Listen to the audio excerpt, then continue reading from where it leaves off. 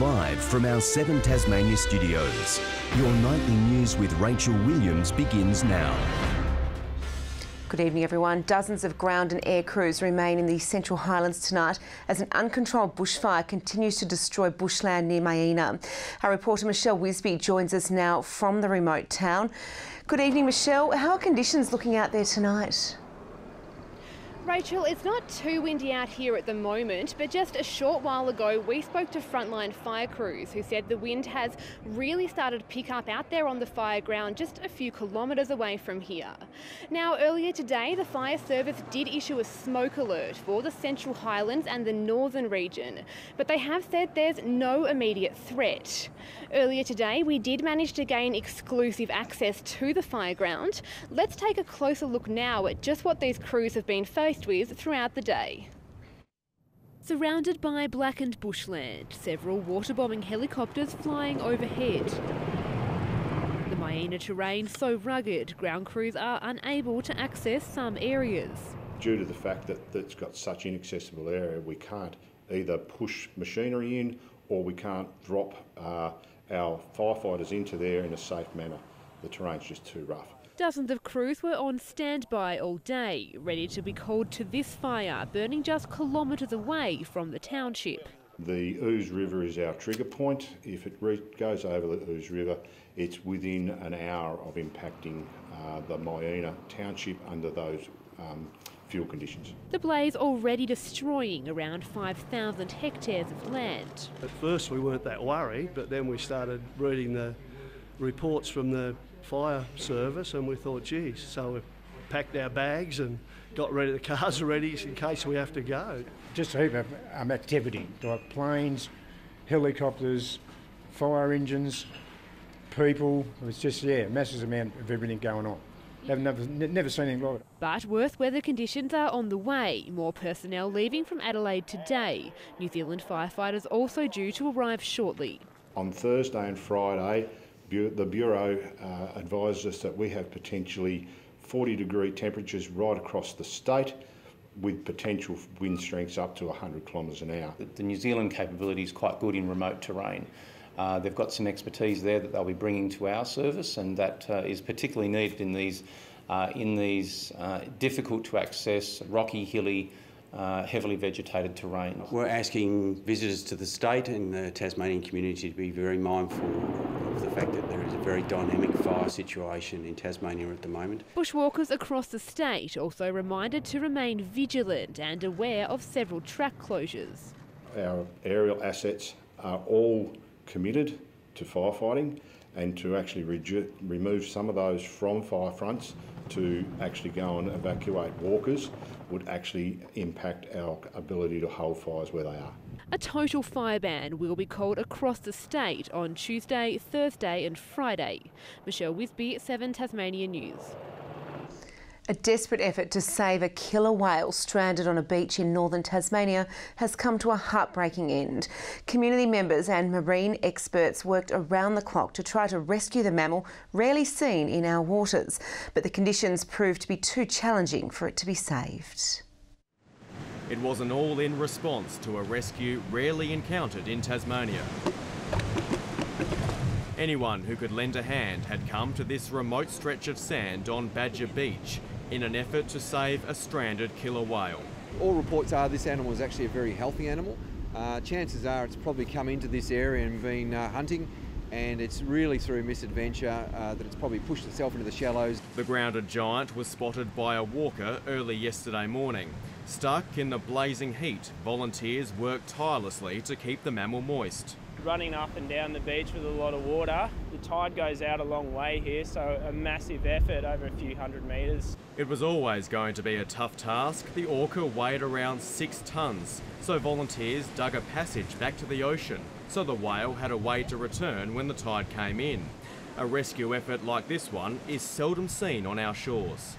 It's actually quite rare for a killer whale to get stranded like this anywhere in the world. They're quite actually competent at dealing with shallow waters and getting back into deeper waters. Tragically, it ended in heartbreak. Authorities confirmed this morning the orca didn't make it.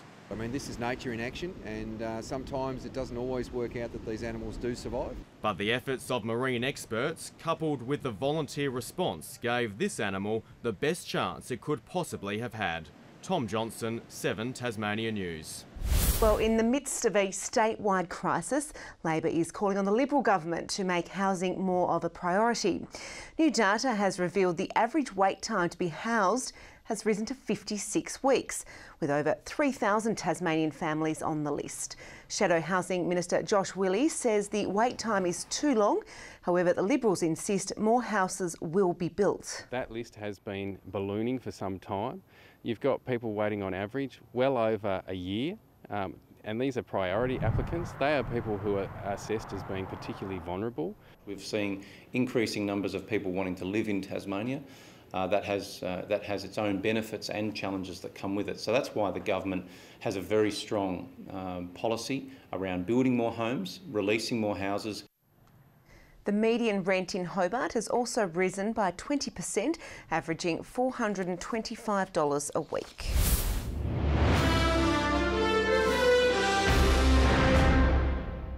Welcome back. Around 4,000 people are expected to flood through the gates for the final night of Foma. The arts extravaganza has been hailed a success by organisers, who say there has been an even split in attendance between locals and those from interstate. Everyone was brought together by Foma's famous fashion statement, the onesie. Even curator Brian Ritchie, who had his tailor-made. She did a few customizations, extra pockets, some stickers, and that's the reason why I'm the curator. I get special treatment. Even in the hot weather, partygoers rocked on to Polish punk band Hanbar this afternoon.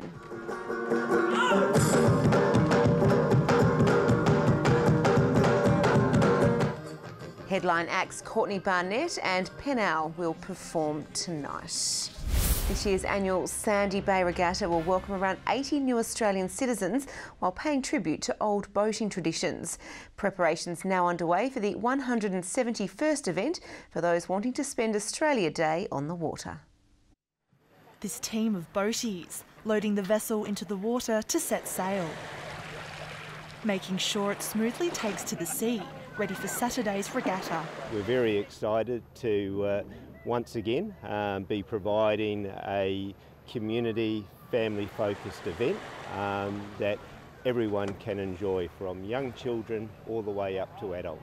The design of this Derwent skiff, closely resembling ones used in the 19th century. It's a new addition to the 171st local event, keeping craftsmanship traditions alive. Some of the traditional rowing boats that have used in some of the very first regattas, and it's taking the regatta back to its heritage. Whether you're on a sailboat or gliding across the water on foot, everyone is encouraged to have a go.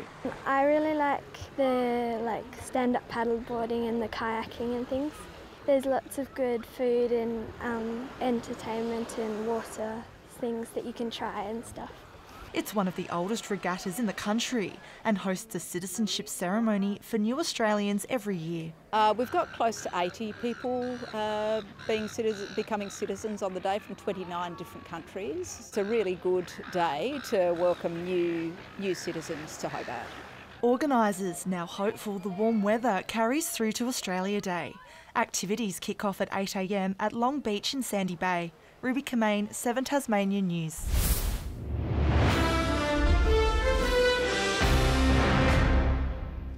Hello again. He might not have claimed the Tour Down Under crown, but Richie Porte is again the undisputed king of the Tour's toughest stage. The Tasmanian was being chased hard up the famous Wollonga Hill, but he finished the gruelling climb in first for the 6th year in a row. Australian cycling's most famous climb is now synonymous with its Tasmanian specialist. Expectations began at the foot of Wollonga Hill. The whole world of Australia is expecting Richie Porte to go. The 3-kilometre climb with a 7.5% gradient was the final leg-burning fight of this year's Tour Down Under. A scale on the snake of riders, Port remained tucked in fifth wheel, leaving his charge unusually late, but the tactic seemed to work. And Port goes! The Trek Segafredo rider picked off those in front to hit the lead, a scene he's played out plenty of times before. Among those chasing his tail, reigning Tour champion Daryl Impey, who needed to stay within sight of Port to hold on to 2019's ochre jersey forever. And as happened last year, when he hits the line, the clock will count. He needs to win by 10 clear seconds. With 200 metres to go, Port was unchallenged at the front, enough time to check back and soak up the public's adulation as Willunga Hill's very best. But an overall win wasn't to be. Port wins, and Daryl Impey wins the Tour Down Under for a second year, the first man ever to do it. It's hard to see Port's record ever being broken. 6 consecutive Willunga Hill crowns. There's even a suggestion the hill should be renamed. Do you think they should actually rename it into Richie Port Climb? I'm not so sure about that. I was presented the keys to the town this morning, so that's a nice honour. But, you know, it's a great way to start the year with a new team. I'm happy with the move. It's a great setup, and I look forward to keeping on winning races.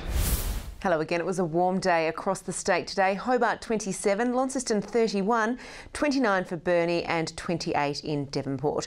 32 was the state's top, reached at Cressy and Eddystone Point, 28 for Ouse, 27 at St Helens, 26 for Grove and Smithton and 22 on Flinders Island, while King Island reached a high of 21. 19 the top for Strawn. There's some mid to low level cloud around the west and the rest of the state is mostly cloud free. Zooming out in the satellite shows mid to low level cloud over western Tasmania and the southwest coast of Victoria. Patches of mid to high level cloud with embedded thunderstorms extending across New South Wales and also slowly moving over southeastern WA and South Australia. Tomorrow's chart shows a trough over northern Tasmania, while a high pressure system in the Tasman Sea extends a ridge through Bass Strait. To coastal waters now, west to southwesterly winds 10 to 20 knots across the north through to 20 to 25 knots in the south. Seas around 1 metre, reaching 2 metres in the south. A strong wind warning is current for southern coastal waters from Tasman Island to Low Rocky Point. Looking at tomorrow's forecast now, mostly sunny 29 in Hobart, cloud clearing and 27 in Dover, a hot 32 for Ouse. Hot and sunny with a high of 33 in Launceston, 29 for Scottsdale and Devonport. Sunny in Burnie, 29, 23 the top for Strawn, while it should reach 27 in Stanley. Hot and sunny 30 for St Helens, 28 in Swansea, and the mercury should hit 33 degrees in Ross. The UV again extreme across the state, so take care when you are out and about. Hot sunny conditions over most of the state set to continue into Tuesday. Wednesday mostly sunny in the north with cloud down the east coast to the south and a bit of a mixed bag tipped for Thursday. Across the country now 32 and sunny in Perth, mostly sunny and 36 forecast in Adelaide ahead of the Hobart Hurricanes visit there tomorrow night. 27 the top for Melbourne, showers and 26 in Sydney, partly cloudy 32 in Brisbane. And right now it's actually still beach weather. Hobart 28 and sunny, Launceston 31 and sunny, and Devonport 29 degrees and sunny as well. Well, that's all your news for this Sunday, the 20th of January. Thanks for joining us. Have a great week. Good night.